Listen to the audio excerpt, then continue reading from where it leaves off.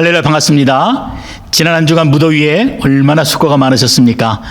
그러나 오늘 하나님이 우리를 예배 자리로 부르셨는데 이 자리는 시원한 자리, 하나님의 은혜가 생수와 같이 넘쳐나는 복된 자리인 줄 믿습니다.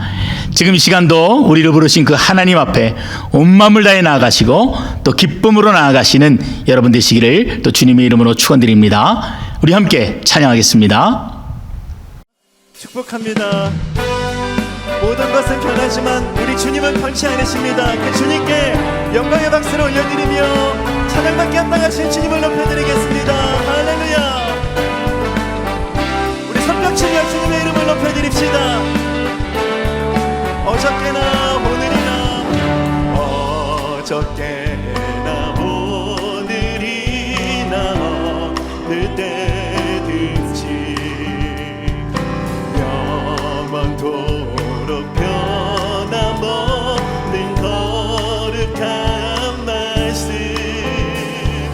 믿고 순종하는 이의 생명 되시며 한량없이 아름답고 이절 함께 고백합시다. 풍랑이는 바다 위로 풍랑이는 바다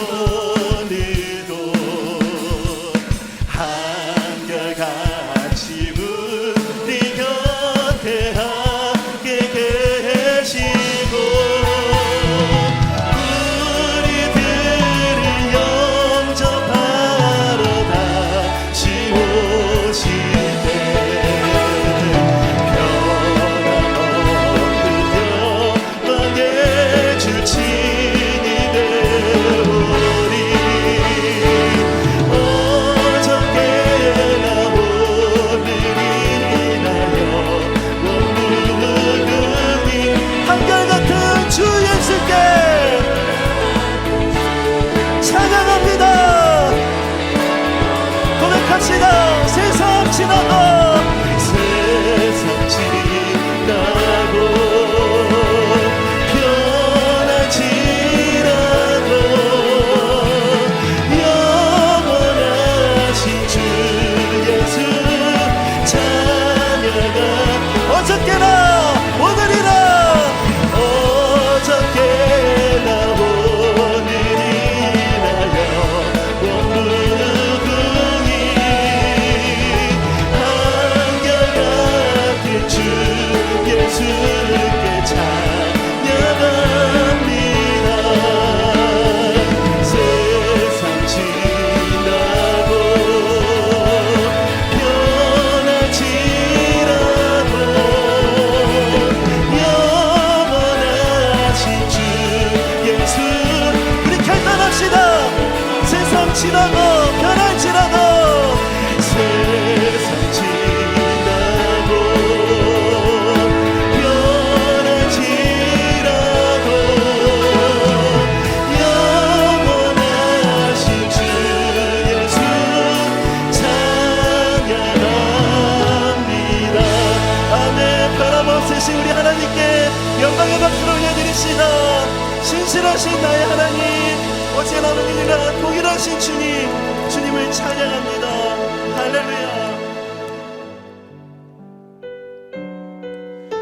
예배는 주님의 만지심을 경험하는 시간입니다. 그 주님의 은혜를 구하며 이 시간 주님을 함께 찬양합시다. 우리 함께 고백합시다. 주님과 같이 주님과 같이 내 마음 만지는 분은 없네.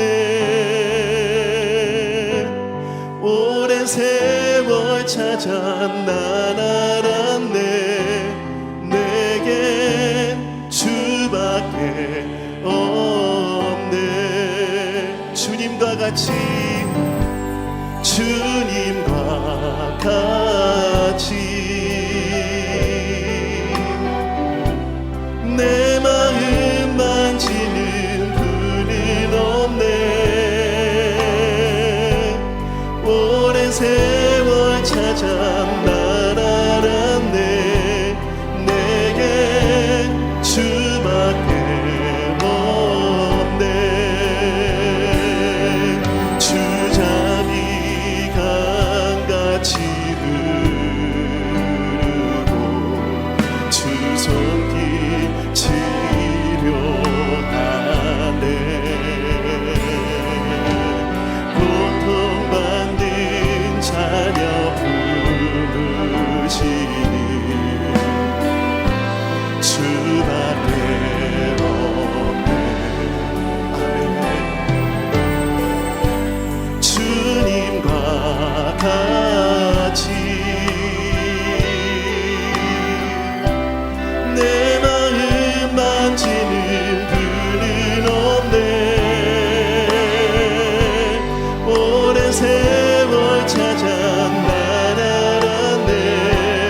내겐 주밖에 고백합시다. 주자비 강같이 흐르고 주자비 강같이 흐르고 주 손길 치료하네.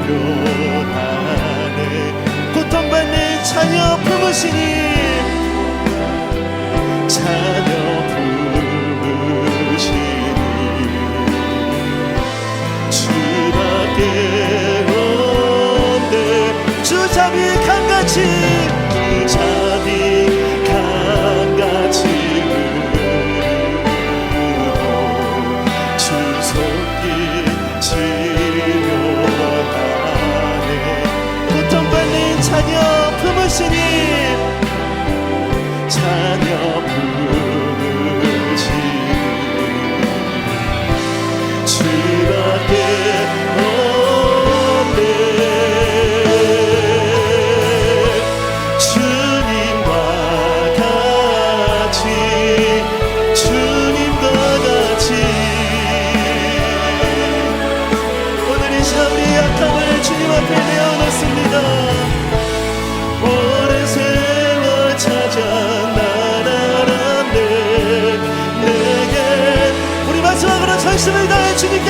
고백합시다. 주님과 같이, 주님과 같이 내 마음 만지는 분은 없네. 오랜 세월 찾아 나라란데 내게 주밖에.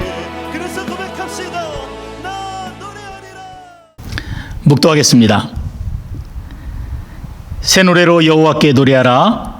온 땅이여 여호와께 노래할지어다. 여호와께 노래하여 그의 이름을 송축하며 그의 구원을 날마다 전파할지어다. 그의 영광을 백성들 가운데에, 그의 기이한 행적을 만민 가운데에 선포할지어다. 아멘. 선한 목자가 되시는 주님, 올해도 벌써 1년의 반을 보내고 후반기가 시작되는 7월 첫 주일을 맞이하였습니다. 세월을 아끼라 하셨던 주님의 말씀이 더욱 가슴 깊이 새겨지고 있습니다. 주님, 우리 마음을 온전히 붙들어 주셔서 헛된 곳에 시간을 낭비하지 않게 해주며 언제나 주님만 바라보게 하시고 주님께만 영광을 돌리며 살게 하여 주시옵소서. 오늘도 우리에게 들려주시는 말씀을 들으며 우리를 지키시고 보호하시는 하나님의 깊은 사랑을 더욱 깊이 깨닫게 하여 주시옵소서.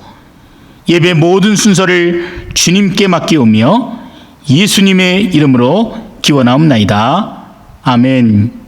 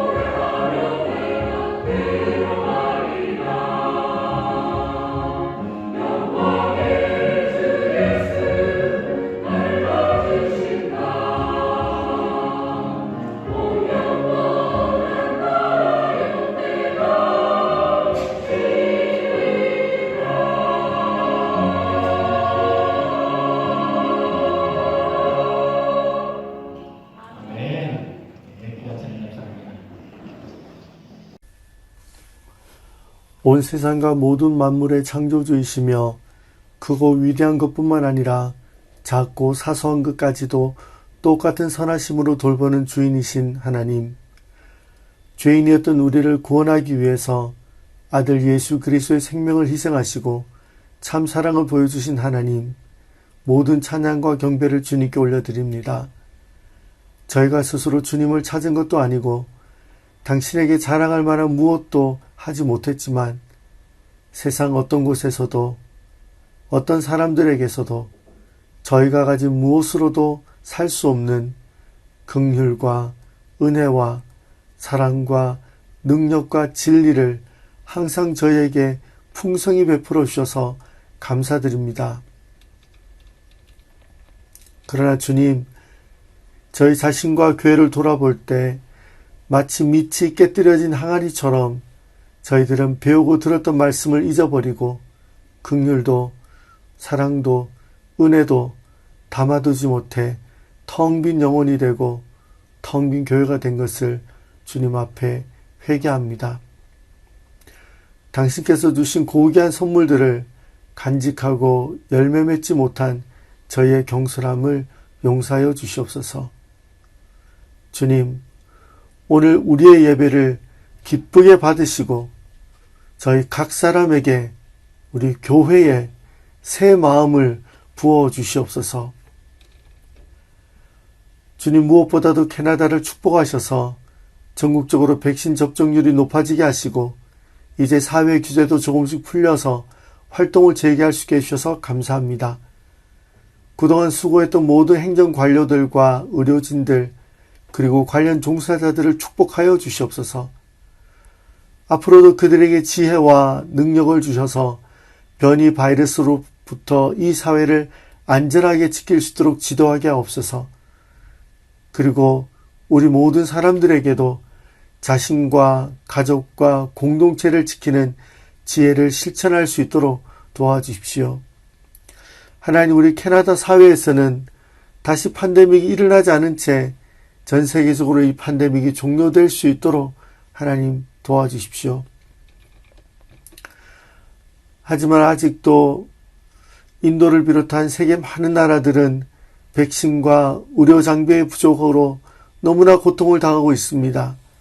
하나님, 그분들에게도 필요한 모든 것들이 조속히 공급되어서 어서 빨리 팬데믹으로부터 고통으로부터 자유로울 수 있도록 하나님 도와주십시오. 주님, 이제 저희들이 예배당에 모여 함께 예배하고 활동하는 일을 준비하고 있습니다. 교회의 중요한 결정을 내리는 담임 목사님과 리더십들에게 여러 가지 당면한 현실적인 사안에 대해서 하나님의 뜻과 사람들의 기대와 요구 그리고 사회의 상황 가운데에서 올바른 결정을 할 수 있도록 성령과 지혜를 충만하게 하여 주시옵소서. 그들을 통하여서 우리 교회 가운데 그리고 우리 교회를 통해서 세상에 하나님께서 하시길 원하시는 일들을 마음껏 하시길 원합니다. 주님, 이제 여름을 맞이해서 아동부에서는 여름 성경학교를 그리고 청소년 청년부에서는 수련회를 준비하고 있습니다. 사모님들과 목회자와 여러 봉사자들에게 충성하는 마음을 주시고 그들을 통해서 모든 베델의 자녀들의 믿음이 더욱 성숙해질 수 있도록 도와주십시오.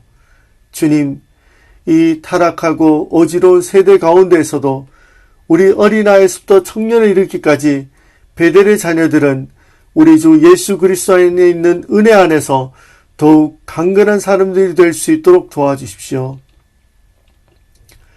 주님, 이번 여름의 더위는 유난히 저희를 힘들게 하고 있습니다.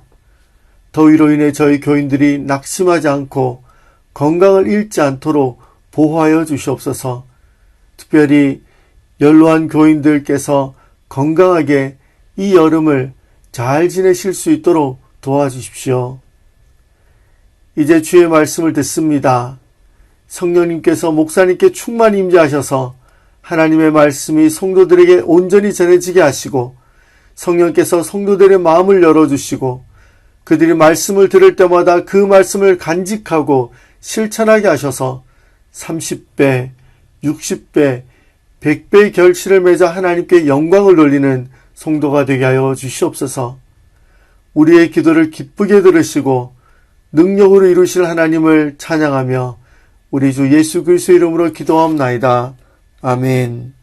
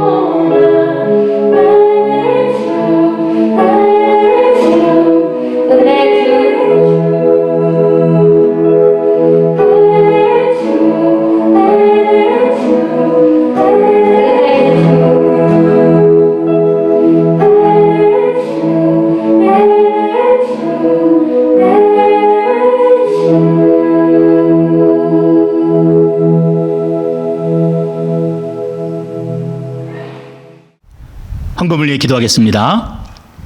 고마우신 아버지 하나님, 지난 한 주간 무더위가 우리를 힘들게 하였지만 그 순간에도 우리를 지키시고 인도하시는 하나님의 손길로 인하여 감사와 찬양을 드립니다. 여전히 어려운 가운데 신음하며 고통하는 순간에도 우리와 함께 하시고 절망 가운데 주님을 부르짖을 때 그 음성에도 응답하여 주시는 하나님으로 인하여 감사와 찬양을 드립니다. 기쁠 때나 슬플 때나 주님께 찬양하는 주의 백성들이 되게 하시고 또 언제나 온 마음을 다해 주님께 예배하며 삶을 헌신하는 귀한 결단이 우리 삶에 있게 하여 주시옵소서.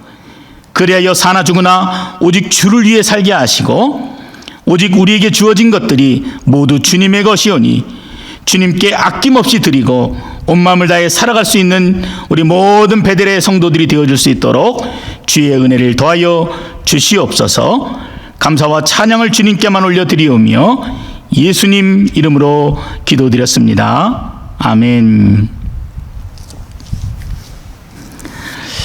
오늘 저에게 주신 하나님의 말씀은 시편 92편 말씀입니다. 구약성경 870페이지 시편 92편 1절로 마지막 절까지 함께 읽도록 하겠습니다. 870페이지에 있습니다. 같이 읽습니다. 지존자여 시편금과 비파와 수금으로 여호와께 감사하며 주의 이름을 찬양하고 아침마다 주의 인자하심을 알리며 밤마다 주의 성실하심을 베품이 좋으니이다. 여호와여 주께서 행하신 일로 나를 기쁘게 하셨으니 주의 손이 행하신 일로 말미암아 내가 높이 외치리이다. 여호와여 주께서 행하신 일이 어찌 그리 크신지요. 주의 생각이 매우 깊으시니이다. 어리석은 자도 알지 못하며 무지한 자도 이를 깨닫지 못하나이다. 악인들은 풀같이 자라고 악을 행하는 자들은 다 흥왕할지라도 영원히 멸망하리이다. 여호와여 주는 영원토록 지존하시니이다. 여호와여 주의 원수들은 패망하리이다. 정녕 주의 원수들은 패망하리니 죄악을 행하는 자들은 다 흩어지리이다. 그러나 주께서 내 뿔을 들소의 뿔같이 높이셨으며 내게 신선한 기름을 부으셨나이다. 내 원수들이 보응받는 것을 내 눈으로 보며 일어나 나를 치는 행악자들이 보응받는 것을 내 귀로 들었도다. 의인은 종려나무같이 번성하며 레바논의 백향목같이 성장하리로다. 이는 여호와의 집에 심겼음이여 우리 하나님의 뜰 안에서 번성하리로다. 그는 늙어도 여전히 결실하며 진액이 풍족하고 빛이 청청하니 여호와의 정직하심과 나의 바위 되심과 그에게는 불의가 없음이 선포되리로다. 아멘. 자, 오늘은 우리가 시편 92편 말씀을 가지고 하나님의 집에 뿌리를 내린 나무라는 말씀의 제목으로 하나님 말씀 함께 나누도록 하겠습니다. 올해도 우리가 성경 통독을 함께 하면서 얻게 되는 유익이 참 많이 있습니다. 말씀을 읽기 전에 신학교 교수님이나 목사님께서 오늘 읽을 본문의 배경을 또 짧게나마 설명해 주시고 그래서 우리가 그동안 막연하게 읽어가던 성경을 조금 더 분명한 이해를 가지고 접할 수가 있기 때문입니다. 혹 어떤 분들은 뭐 성경을 많이 읽으면 되지 뭐 성경 배경이나 해석을 들을 필요가 있는가 이렇게 말씀하실 수도 있겠지만 그러나 성경이 기록된 시대적인 배경과 문화적인 배경을 무시하고 그냥 무작정 성경을 읽는다면은 큰 문제가 될 수도 있습니다. 쉽게 생각해 보아도 사회적인 문제들을 일으키고 있는 이단이나 사이비 종교들이 얼마나 왜곡되게 성경을 사용하고 있는지를 보아도 왜 성경을 우리가 바르게 읽고 바르게 해석해야 하는지를 우리는 분명히 깨닫게 됩니다. 제가 중학교 다닐 때 가끔씩 교문 앞에서 성경책을 나누어 주시던 분들이 계셨습니다. 파란색의 겉표지를 가진 작은 성경책이었는데 그것은 신약 성경이 빼곡히 적혀 있었습니다.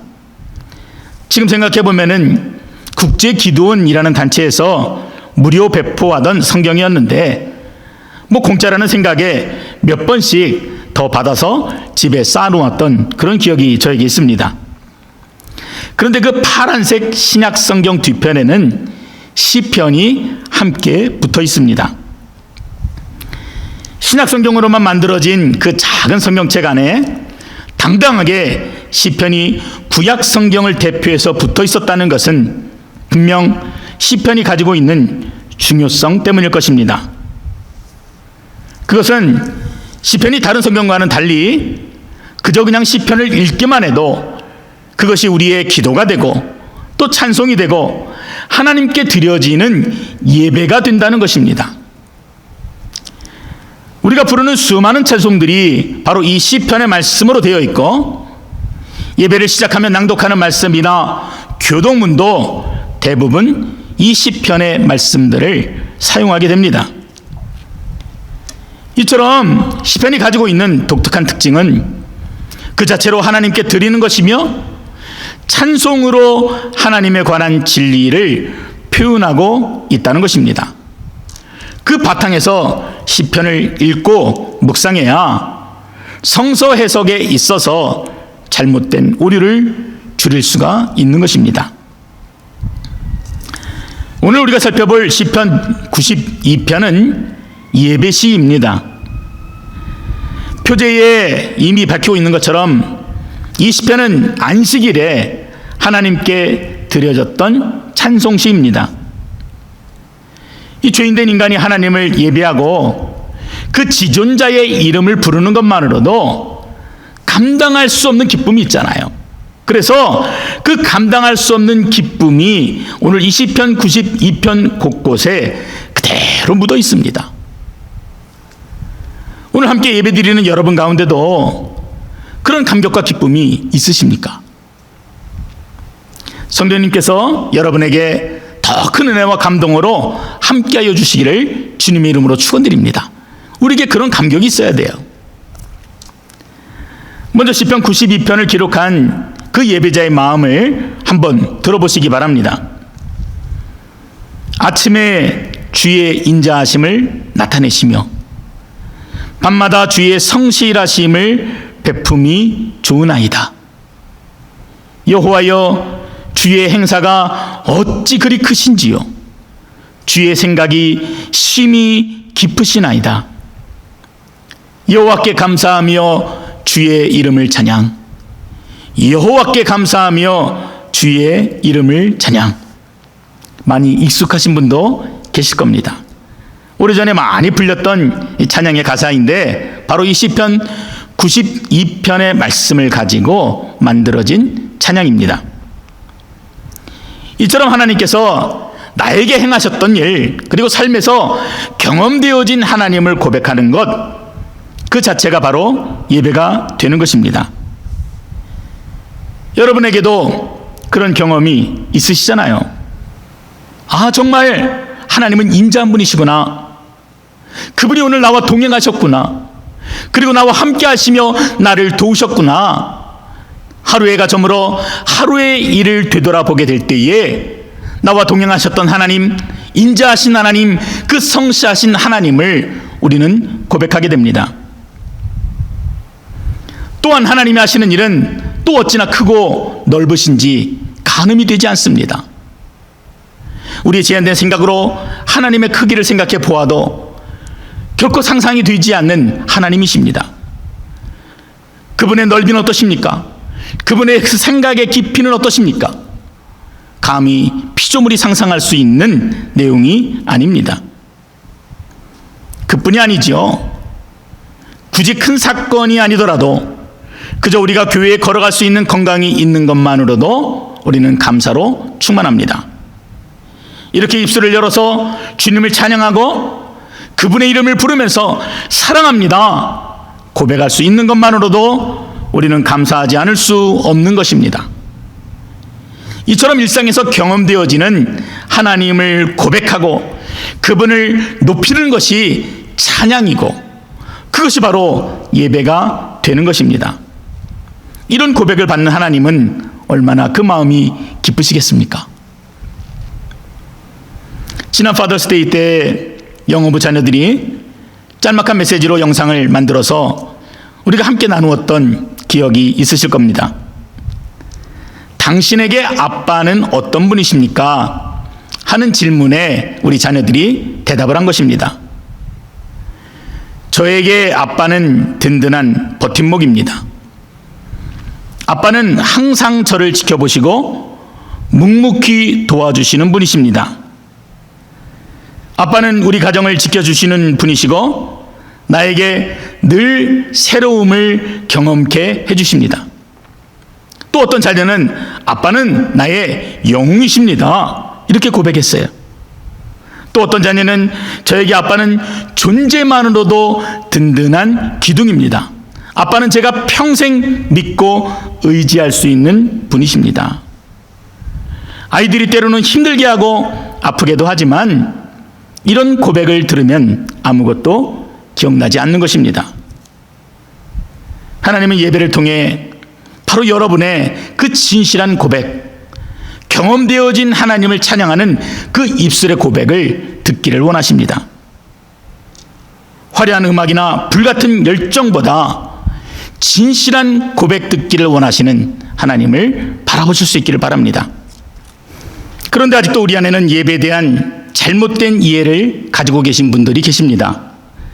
설교만 들으면 된다고 생각하시는 분들, 그래서 이제 예배 시간에 꼭 늦게 오시는 분들, 찬양은 예배의 준비라고 쉽게 생각하시는 그런 분들도 계십니다. 이런 분들은 예배의 첫 시작부터 고백되어지는 이 진정한 감사와 마음의 찬양을 놓치시는 것입니다. 예배 받으시는 하나님을 생각해 본다면은 내가 드리는 예배가 얼마나 진정성이 없는지, 얼마나 형식적인지를 금세 깨달을 수가 있는 것입니다. 온전한 예배가 되지 못하는 것이죠. 그리고 예배를 자신의 상황이나 감정에 따라 선택하시는 분들이 계십니다. 괴로운 일이 있어서 예배를 드리지 못하겠습니다. 기분이 별로 안 좋습니다. 더우면 더워서, 추우면 추워서 교회 나오지 못한다고도 합니다. 아이들 어떻습니까? 부모된 자는 안식일을 거룩히 온전히 지켜라 가르쳐야 하는데, 시험 있으니까 집에서 있어라, 조금만 아파도 집에서 쉬라 합니다. 뭐 그뿐입니까? 하나님께 예배 드리는 일이 축구에 밀리고 하키에 밀리다 못해 이제는 친구 생일 잔치에도 밀려버립니다. 그 비슷한 내용이 누가복음 14장에도 기록되어 있습니다. 어떤 주인이 큰 잔치를 베풀고 사람들을 초대하였습니다. 근데 그 사람들이 한결같이 핑계를 대면서 거절하는 거예요. 그 이유들을 들어보니 기가 막힙니다. 어떤 사람들은 이제 내가 막 밭을 샀는데 좀 가봐야 되겠다 이렇게 말하고, 또 어떤 사람은 내가 황소를 5쌍이나 샀는데 그래서 바쁘다는 겁니다. 또 어떤 사람은 내가 장가를 가서 갈 수 없다라고 얘기합니다. 그래서 어떻게 되었습니까? 화가 머리끝까지 난 주인이 당장 길거리와 골목으로 가서 가난한 사람들과 지체에 장애가 있는 사람들과 보지 못하는 사람들과 걷지 못하는 사람들을 데려와서 내 집을 채우라, 내 잔치를 채우라 명령합니다. 그리고 전에 청하였던 그 사람들은 하나도 내 잔치를 맛보지 못하리라 말씀합니다. 오늘 하나님께서 우리에게 바로 그 천국 잔치를 베풀어 주신 것입니다. 자격 없는 자들을 왕의 식탁에 초대하신 것입니다. 주께서 그 피로 구별하신 안식일에 하나님을 경배하고 그분께 온전한 마음을 드리는 일이 결코 피조물에게 가도 되고 안 가도 되는 선택이 될 수 있다는 것이 아닙니다. 오늘 본문도 그렇잖아요. 본문을 읽다 보면은 저절로 감탄이 나오지요. 야, 이 사람이 정말 하나님의 큰 은혜를 경험했구나. 정말 주님과 동행하는 삶을 살아서 그 삶의 자리마다 하나님의 은혜가 뚝뚝 떨어지는구나, 이렇게 생각할 수 있겠지만 오늘 본문 7절부터 11절의 말씀을 들어보면 등장하는 단어들이 만만치 않습니다. 7절에 악을 행하는 자들, 9절에 원수들, 11절에도 나를 치는 행악자들까지 결코 쉽게 감사나 은혜를 부르짖을 수 있는 그런 상황과 형편이 아니었다는 것입니다.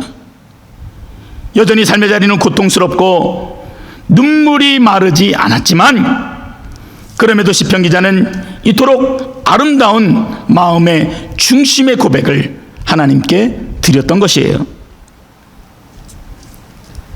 어떻게 그럴 수가 있습니까? 2절에서 말했던 것처럼 그는 하나님께서 얼마나 성실하시고 인자하신지 너무도 많이 경험이 되어졌습니다. 그런 경험들이 이제는 확신이 되어서 물론 여전히 삶의 자리는 힘들고 어렵지만 하나님께서 반드시 악한 자들을 멸하실 것이고 의인은 반드시 형통하게 하실 것이라는 굳은 믿음을 가질 수가 있었던 것입니다. 7절에서 악인들은 풀같이 자라고 흑영하지만 영원히 멸망할 것이다. 풀은 한순간에 자라서 밭을 덮어버리지만 그들의 운명은 곧 베어지게 되는 것입니다. 한순간에 사라집니다. 9절에 보면 더 구체적으로 말하고 있지요. 주의 원수들은 패망하리다. 정녕 주의 원수들은 패망하리니 죄악을 행하는 자들은 다 흩어지리이다. 지금은 세상이 득세하고 있는 듯하나 결국엔 다 패망하고 흩어지는 것이 그들의 운명입니다. 누가 그렇게 하신다고 하는 거예요? 하나님이 심판자가 되셔서 불같이 베어지게 될 것이다 라고 그렇게 말씀하는 것입니다. 그럼 반대로 의인들은 어떻게 하십니까? 12절 말씀입니다. 의인은 종려나무같이 번성하며 레바논의 백향목같이 성장하리로다. 자, 의인은 어떻다고 그래요? 나무로 비유하지요. 종려나무와 백향목 같다고 그럽니다. 자, 이 단어들은요, 앞에 있는 악인들을 상징하는 풀하고 대조되는 단어입니다. 풀은 굉장히 빨리 자라는 것 같습니다. 그러나 금방 배임을 당하고 금방 사라지게 됩니다. 그러나 나무는 정반대의 성질을 가지고 있습니다. 그것도 종려나무와 백향목은 그 당시 그 근동에 있었던 가장 대표적인 나무, 성경에서 가장 많이 언급되고 있는 나무 중 하나이고 그래서 이스라엘 백성들이 너무도 사랑하는 나무입니다.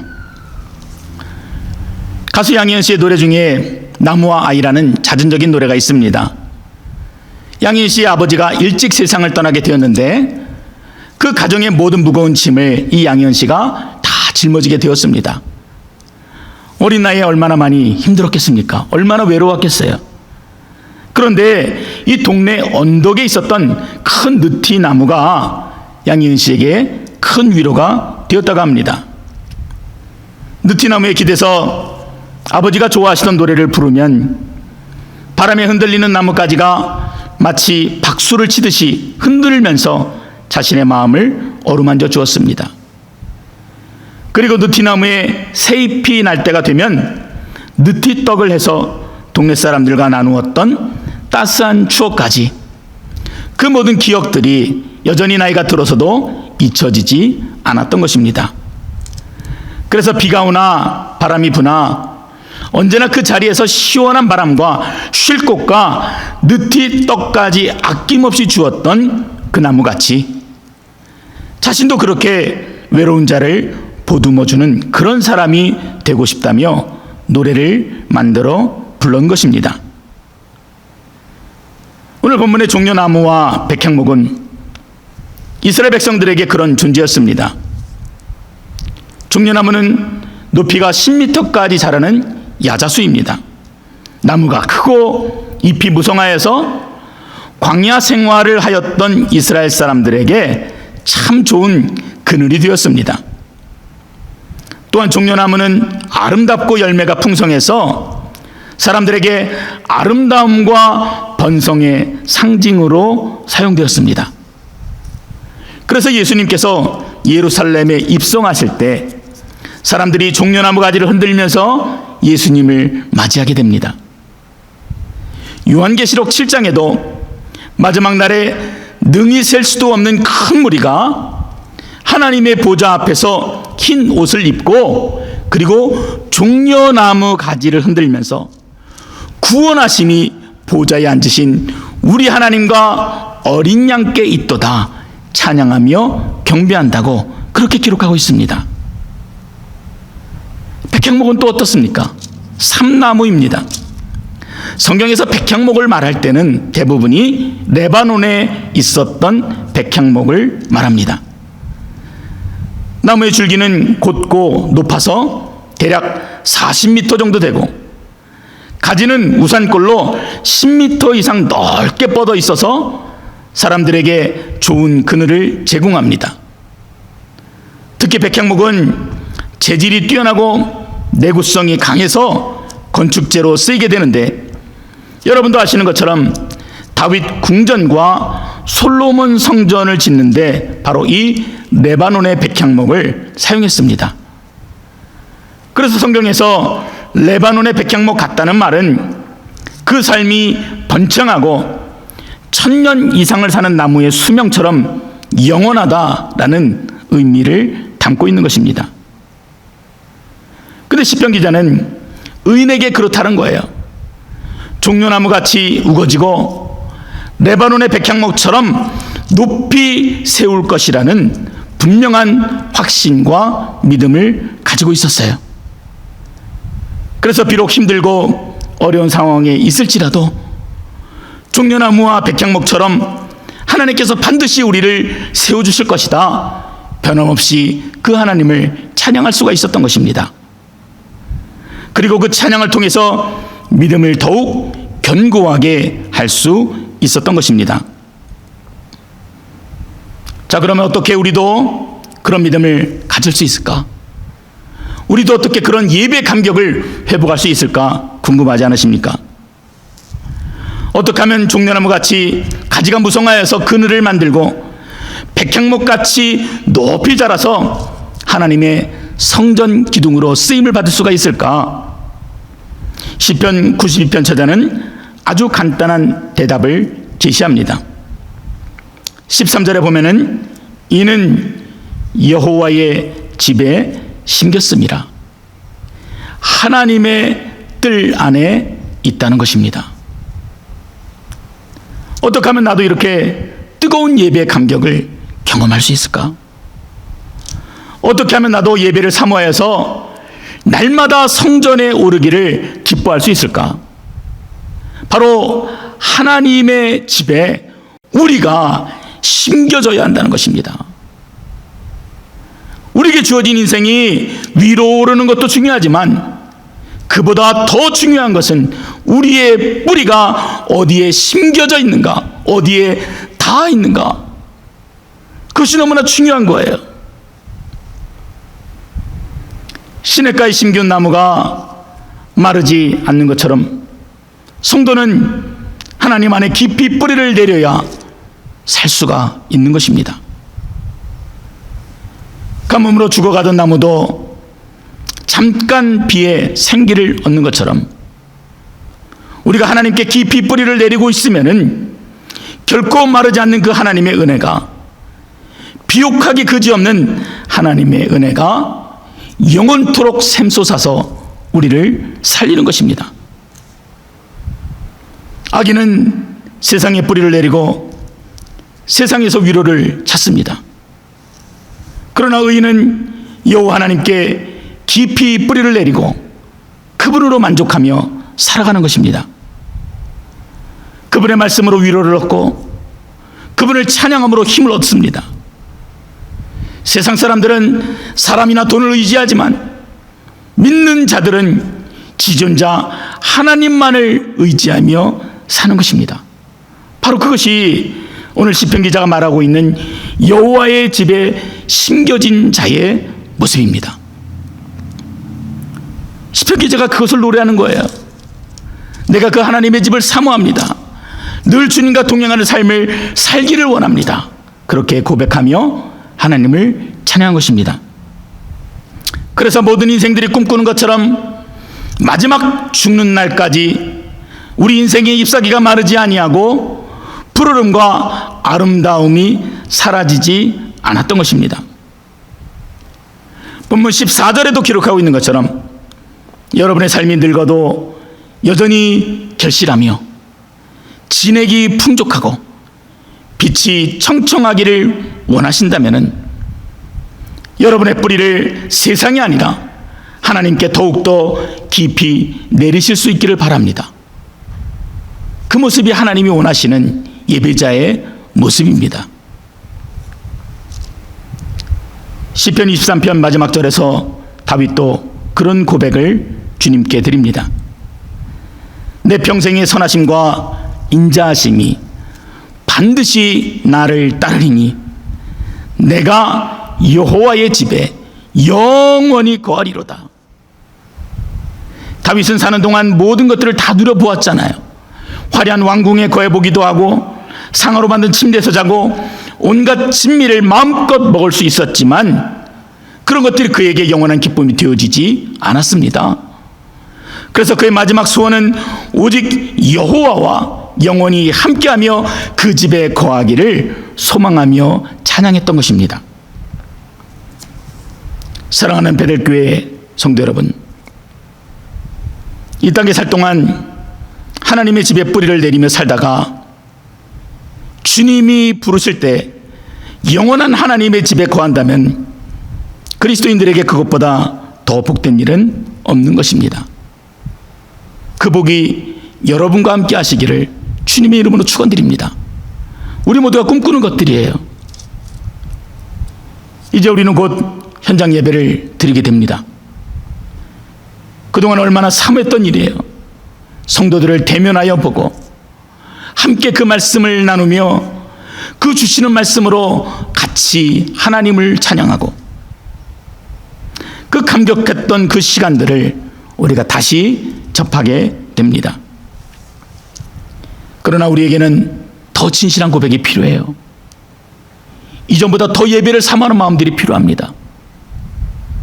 예전에 모였던 그 열정과 모습들이 아니라 주님 앞에 더 진실한 모습과 더 열정적인 모습, 헌신과 결단이 우리에게 필요합니다. 주님이 부르실 그날까지 하나님의 교회를 더 사모함으로 섬길 수 있기를 바랍니다. 그래서 여러분의 모든 예배가 시편 92편의 말씀처럼 이 시편 92편의 기자가 하나님을 경험하고 찬양하는 것처럼 다윗이 그 마음의 감격과 기쁨으로 하나님께 진실한 예배를 드렸던 것처럼 여러분이 드리는 모든 예배가 진실한 예배, 진실한 고백이 담긴 열정적이고 헌신적이고 뜨거운 예배가 되시기를 주님의 이름으로 간절히 축원드립니다. 아멘. 기도하겠습니다. 하나님 너무나 감사합니다. 우리는 잠시 하나님을 잊었을지언정 하나님은 결코 우리를 잊지 아니하시고 성실하심과 진실하심으로 함께하심을 우리가 말씀을 통해 보았습니다. 우리가 그 하나님을 찬양하기를 원하온데 더욱더 마음의 중심을 드리는 예배자가 되게 하시고 온 마음을 다해 주님을 찬양하고 내 삶에서 경험되어진 그 놀라운 하나님의 은혜를 아낌없이 경배하는 우리 모두가 되어줄 수 있도록 주께서 우리를 붙들어 주시옵소서. 우리를 종려나무와 백향목같이 세우실 하나님으로 인하여 감사와 찬양을 올려드립니다. 늘 푸르른 나무가 되게 하셔서 세상 쉴 곳 없는 자들에게 그늘이 되게 하시고 아낌없이 우리를 들여서 하나님의 아름다움이 선포되어지는 도구가 되어줄 수 있도록 사용하여 주시옵소서. 주님께 감사와 찬양을 올려드리오며 예수님의 이름으로 기도드립니다. 아멘. 자, 우리 다 같이 일어나서 함께 찬양하겠습니다.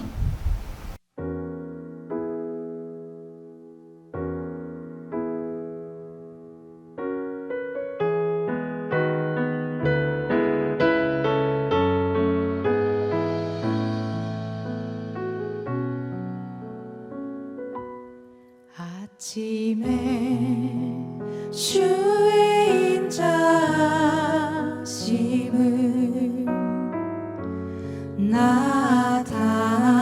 나타내시며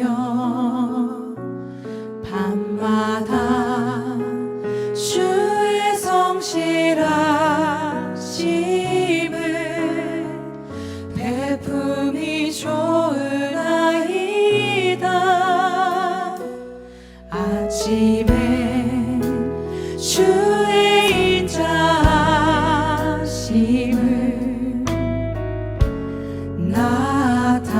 나타내시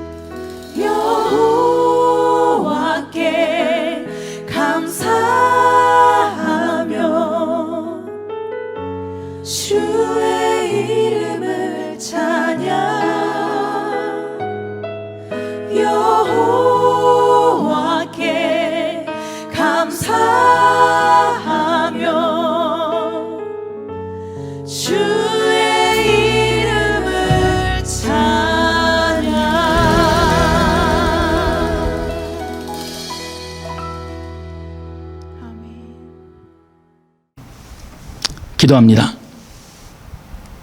이제는 우리 주 예수 그리스도의 은혜와 하나님 아버지의 무궁하신 사랑과 성령 하나님의 감화, 감동, 위로 충만하심이 오늘도 나를 예배자로 부르셔서 감당할 수 없는 은혜를 누리게 하시는 그 하나님을 경험하며 온 마음을 다해 찬양하고 마음의 중심으로 주님을 고백하기로 다짐하는 주의 택한 백성들 머리머리 위에 종려나무와 백향목처럼 자라게 하실 하나님을 고백하며 찬양하는 주의 자녀들 머리머리 위에 이제로부터 영원토록 함께 하시기를 간절히 축원하옵나이다.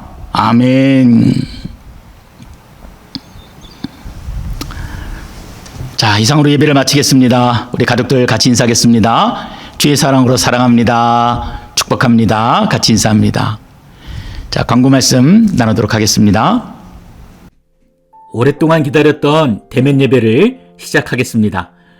7월 셋째 주일 18일부터 대면 현장 예배를 시작합니다. 몇 가지 준수하실 내용이 있습니다. 예배자는 모두가 마스크를 착용해 주시고 또 거리두기도 당분간 유지하도록 하겠습니다. 찬양대와 주일 친교는 당분간 하지 않도록 하겠습니다. 그리고 예배가 안정화될 때까지 온라인과 오프라인 예배를 병행해서 준비하도록 하겠습니다. 온라인 예배를 드렸던 수요 예배와 토요 새벽 기도회도 현장 예배로 바꾸어서 드리도록 하겠습니다. 그리고 예배 준비, 교회 리오픈을 위해서 7월 둘째 주 11일 오후 2시에 교회 대청소를 하도록 하겠습니다. 많은 분들이 함께 하셔서 예배를 준비하며 마음을 새롭게 하실 수 있는 또 귀한 시간 되시기를 바랍니다. 7월달 가정예배 책자를 파일로 보내드렸습니다. 6월에 이어서 시편의 말씀들을 계속해서 보게 됩니다. 모든 사람들이 행복한 가정을 꿈꾸지만 행복한 가정은 그냥 주어지는 것이 아닙니다. 가정예배를 통해 가정의 구성원들이 어려서부터 하나님께 예배하는 습관을 갖게 됩니다. 또한 예배를 통해 성숙한 믿음으로 자라게 되고 하나님의 은혜를 경험하고 그 은혜에 감사하고 찬양하는 복된 가정을 만들어가게 되는 것입니다. 베델에 속한 모든 가정들이 이처럼 최선을 다해서 예배하고 하나님께 경배하는 귀한 시간들이 되시기를 바랍니다. 헌금 안내입니다.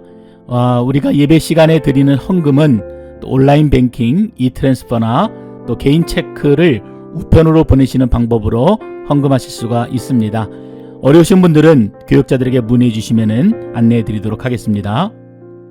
이상으로 우리 모든 예배 순서를 마치도록 하겠습니다. 우리 다음 한 주간도 주님께서 부어주시는 풍성한 은혜로 행복과 기쁨을 누리시는 복된 한 주간 되시기를 바랍니다. 감사합니다.